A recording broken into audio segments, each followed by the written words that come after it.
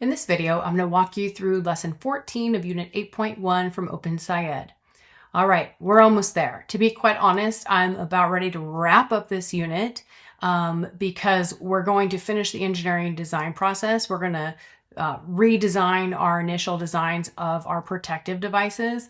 And in the next video, I'm going to wrap up the unit. So I'm going to do it a little bit differently than OpenSciEd has designed with the assessments and the presentation. So this will be the last official lesson that I'm going to go through the way OpenSciEd has written it.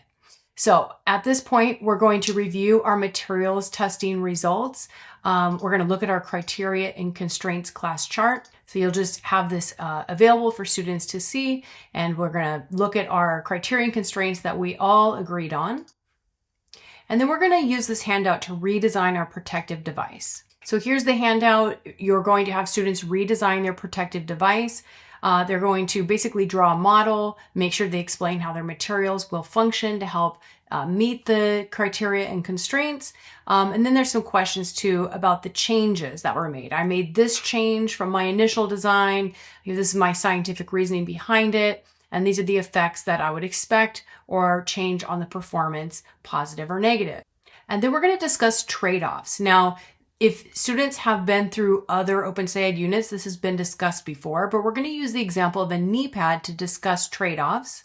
And we're going to talk about what might be the criteria and constraints for a knee pad. And basically that sometimes you have to prioritize your criteria and constraints and you meet the ones that are really important, but you might have to have some trade-offs because of you want it to be able to sell it. And there might have some criteria that are more prioritized over others. And then we're going to talk about stakeholder feedback. And so it's important to get, the stakeholders or customers or other people to give you feedback about your design. There's a handout here. Students will complete this when they talk to their partner. There's also a portion, they'll talk about their trade-offs. There's also a portion of home learning where you can identify another stakeholder at home and share the design and get some feedback. And we discuss an engineer's feedback process, which basically uses focus groups or conducting polls. So just how engineers use this feedback to improve their designs. It's called market research. And then we introduce a decision matrix. Now, if they've done other OpenSciEd units where there was an engineering challenge, they've probably seen this before. It's how we assess which design will work the best. In this case, we're going to really just look at the materials. So we're going to come up with some criteria that are considerations that we put along the top, and we're going to list our different materials. In other design situations, you might actually have different designs that you put here, and these are the criteria that you are going to compare the designs against. But in this case, we're just going to use whatever we come up with that is important. It's cushiony. It has, a peak force reduction, these types of things. And then they're going to choose their materials and rate them. 5 means that the design meets the criterion very well, and 1 is that it does not meet it well. And then we're going to look at what Michigan State came up with their decision matrix when they were looking at additional materials. And you can see how they rated cotton balls wood. These are the same things we used when we were doing our materials investigation. So we looked at their criteria that they used and then their rankings for each material. And then basically we're just going to use trade-off thinking. We're going to prioritize some of our criteria, thinking about what are some primary considerations, secondary considerations, and tertiary considerations. But not as important to stakeholders. And that's about it. And we basically have our final design. So now I want to give you 3 different endings to this unit. And one is that you simply go in and use the OpenSciEd assessment that is already there. It's on cheerleader headgear equipment. It also has a presentation where they can present their final designs to the class. And that's all great. And you can do either one of those, but I'm going to give you 2 more options. In the next video, I will explain how to develop your own assessment about the big performance expectations that need to be assessed if you're doing standards-based grading, and then also a couple alternative endings. From experience, I have found that the best part of an engineering lesson is actually building and testing a design. So I'm going to give you a couple ideas.